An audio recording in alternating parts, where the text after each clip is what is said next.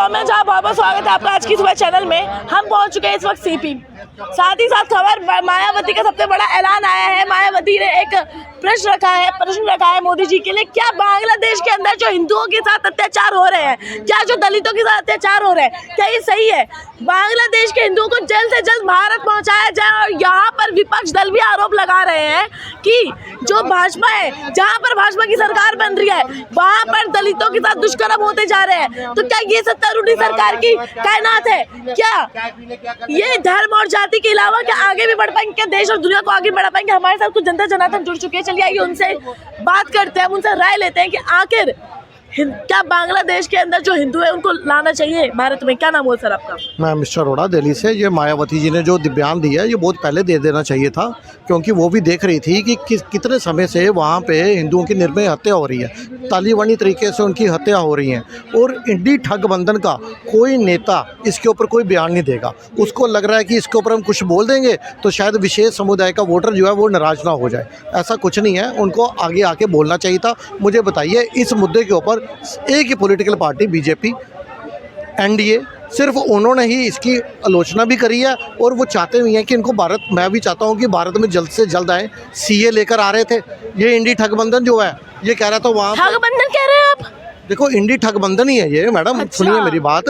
इंडी ठगबंधन जो है, जो वहाँ पे बैठे मेरे हिंदू भाइयों की, जिसको कोई परवाह नहीं है, वो मेरे लिए ठगबंधन ही है। वहाँ पे इस्कॉन टेम्पल ने हिंदुओं के लिए कोविड के समय भी इन्होंने लंगर लगा दिए। 3 दफ़ा उन्होंने उनको खाना मुहैया कराया बिना जाति धर्म के भेदभाव किए। इस्कॉन टेम्पल के जो पुजारी हैं, आज उनके ऊपर भी हमला हो रहा है। उनको भी नहीं बख्शा जा रहा, जिन्होंने इनको बिना जाति धर्म के इनकी सेवा करी, इनके लिए लंगर खोल दिए। आज उनकी भी नहीं सुन रहे। देखो, हिंदू, ये जो आपने बोला ना दलित, ये यूपी में चलती है सबसे ज़्यादा जातिवाद की राजनीति। यूपी में क्या था, अभी बोला ना इन्होंने, कटोगे तो बटोगे। यूपी की राजनीति हमेशा जातिवाद और धर्म के इर्द गिर्द ही घूमती आई है। माय कॉम्बिनेशन की बात किसने करी थी? सपा ने करी थी, मुस्लिम और यादव। ये अब पीडीए की जो बात कर रहे हैं, पिछड़ा, दलित, अल्पसंख्यक, अगड़ा कहाँ है इसके अंदर? ये अगड़े की बात नहीं करेंगे। तो ये सांप्रदायिक नारे, कम्युनल नारे ये सपा दे रही है। अच्छा, मायावती की बात करूं, उन्होंने भी तो कम्युनल नारा दिया था एक समय में, तिलक तराजू और तलवार, इनको मारे जूते चार, ये भी तो कम्युनल नारा था। देखो, अखिलेश के टाइम पे तो गुंडागर्दी इतनी थी यूपी में कि मायावती नारा देती थी, चढ़ गुंडर की छाती पे मोहर लगेगी, हाथी पे, ये वो। अब मैं दोबारा आता हूँ, आपने बांग्लादेश पे सवाल किया। देखो, वहाँ पे जो हिंदू हैं हमारे, जिनकी तालिबानी तरीके से हत्या हो रही है, और भारत में बैठे जितना विपक्षी दल है ये मौन है इस मुद्दे पे। इनको जो है, इन्हें लगता है कि जो 20% जो वोट है वो इनका कहीं नाराज ना हो जाए, और जो 80% है इनको तो बांट दो जातियों में। इनका तो ये तो एकजुट है नहीं। देखो, इन सबको इंसानियत के नाते आगे आना चाहिए। जो भी ये जितने भी ओपोजिशन है, इनको आगे जाके अपने बात रखनी चाहिए। सदन के अंदर ये मुद्दा उठाना चाहिए कि वहाँ पे बैठे एक मत होकर, सदन में जितने भी भारत के दल हैं, जितनी पॉलिटिकल पार्टी हैं, इनको एक मत होके, एकजुट होकर वहाँ पे बैठे हिंदुओं के लिए बात उठानी चाहिए, और उनके लिए भारत के दरवाजे खोलने चाहिए कि जो वहाँ पे धर्म के नाम पर प्रताड़ित हो रहे हैं उनको यहाँ आना चाहिए। लेकिन ये बात नहीं करेंगे, क्योंकि कांग्रेस का भी आपको पता ही है, जो ये अपने राहुल गांधी जो हैं, ये इंग्लैंड के अंदर खालिदा जिया जो है वहाँ की जो पहले प्रधानमंत्री थी, उनके बेटे के साथ ये गुपशुप मीटिंग कर रहे थे। इनका भी खुलासा हो गया। देखो, राहुल गांधी जब भी भारत के बाहर जाते हैं, ये एंटी इंडियन से ही मिलने का काम करते हैं। चाहे वो वहाँ के सांसद हो, चाहे वहाँ का कोई नेता हो, चाहे वहाँ के पत्रकार हो, उनकी वीडियो राहुल गांधी के सामने आ जाती है कि ये भारत के बाहर जाकर कैसी एंटी नेशन ताकतों से मिलते हैं। लेकिन ये कभी भी इस तरह की आवाज़ नहीं उठाएंगे। राहुल गांधी एलओपी है ना सदन के अंदर, क्या इनका फ़र्ज़ नहीं बनता कि ये वहाँ के, देखो संभल में जो हुआ वहाँ पे तो राहुल गांधी जाने के लिए तैयार हो गए, वो उसको तो पॉलिटिकल टूरिस्ट स्पॉट बना रहे हैं कि संभल। लेकिन जब बहराइच की घटना हुई थी राम गोपाल मिश्रा की, जब तालिबानी तरीके से हत्या कर दी गई, उसके बारे में विपक्ष के किसी नेता ने आवाज़ नहीं उठाई। क्यों? इनको वही लग रहा है कि विशेष समुदाय का वोट नाराज हो जाएगा। एक हिंदू की तालिबानी तरीके से जब हत्या हुई तो ये इंडी ठगबंधन कह रहा है उसने हरा झंडा हटाया था, तो वो तो डिज़र्व करता है। उसकी हत्या को ये कह रहे थे वो डिज़र्व करता है, उसकी हत्या होनी चाहिए थी। क्यों? क्योंकि उसने हरा झंडा हटाया था। उसके लिए ये कुछ नहीं बोलेंगे। उस टाइम बहराइच जाने की बात राहुल गांधी ने क्यों नहीं करी कि बहराइच में तालिबानी तरीके से एक व्यक्ति की 20-22 साल के व्यक्ति की जब हत्या होती है, वहाँ पे राहुल गांधी जाने की अपनी इच्छा नहीं जताएंगे।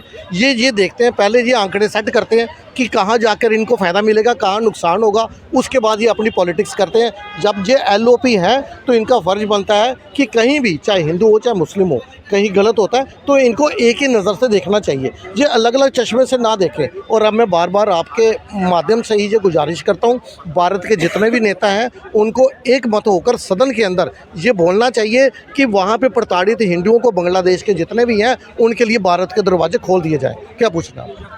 जी, तो मेरा ये सवाल है आपसे कि केजरीवाल की जो सरकार है वो तैयारी कर रही है चुनाव में जीतने की, कह रहे हैं कि 70 की 70 सीटें आ जाएंगी, और अवध ओझा भी शामिल हो चुके हैं हाल फिलहाल में, पड़पड़गंज से चुनाव लड़ रहे हैं।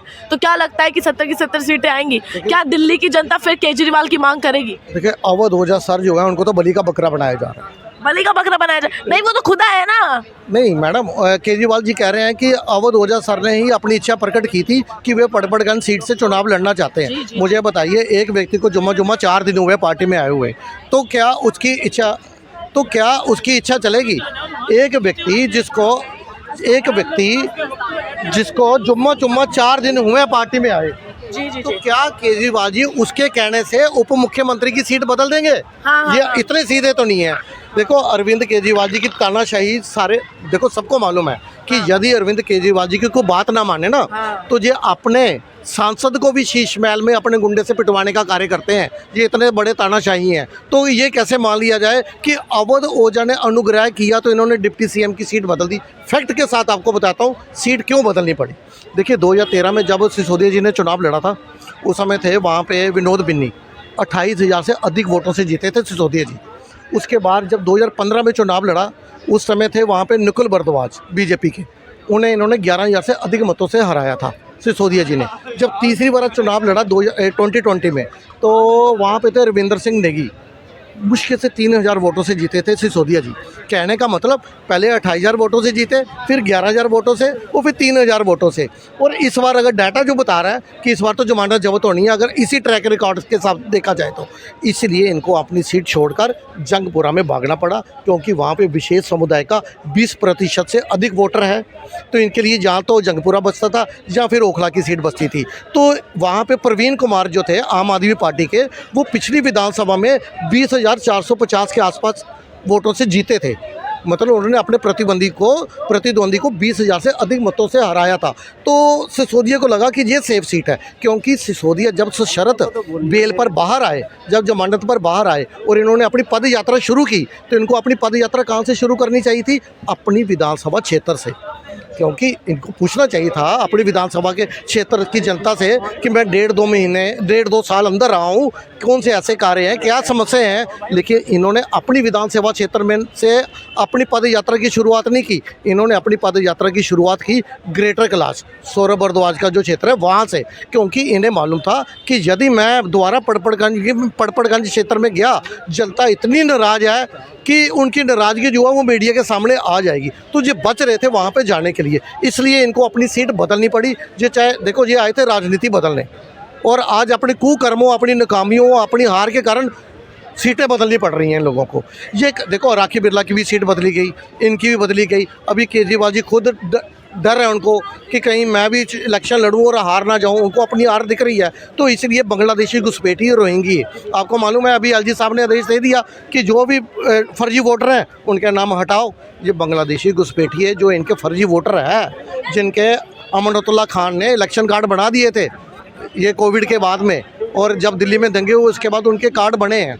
तो अभी एक कल देखा मैंने, एक थे सोशल एक्टिविस्ट, वो दिखा रहे थे करमपुरा, मोती नगर करमपुरा में T82 में एक ही एड्रेस के ऊपर 28 कार्ड बने हुए हैं विशेष समुदाय के, जबकि वहाँ कोई भी नहीं रहता, वो खाली प्लाट था, टूटा हुआ घर था, वहाँ कोई नहीं रह रहा था। और पहले भी एक वीडियो वायरल हुआ था सोशल मीडिया में कि एक ही एड्रेस के ऊपर 35 या 38 फर्जी वोटर पाए गए। तो ये कौन से वोटर हैं? इसलिए केजरीवाल जी को मिर्ची लग रही है कि उनके जो फर्जी वोटर हैं, फर्जीवाल के फर्जी वोटरों के नाम हटाए जा रहे हैं, उससे जो बुखलाए हुए हैं, जो दोबारा दिल्ली की जनता इनको नहीं चुनेगी, काठ की हांडी बार बार नहीं चढ़ती।